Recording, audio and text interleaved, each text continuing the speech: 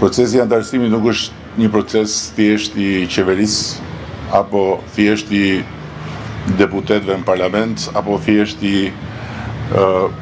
drejtuesve apo institucioneve qendrore të vendit, por është një proces i shtrirë në të gjithë territorin, ku përfshihen patjetër edhe njësitë e pushtetit vendor, dhe ku shumë nga detyrat që ka ky proces mbeten për t'u adresuar, por që t'adresohen si duan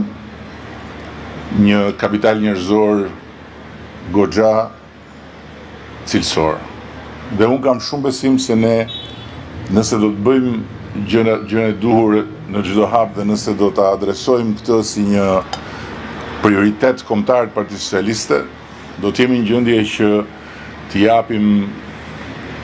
një forcë të madhe Partisë Socialiste në territor, duke u mbështetur tek njerëzit më të talentuar, tek njerëzit më të përgatitur, tek njerëzit më të përkushtuar.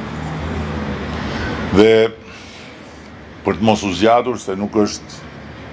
as kongres, as konferencë, as asamble, por është një ditëlindje, dua të falenderoj të gjithë ata që janë këtu sot të ftuar dhe që na nderojnë me parinë e tyre.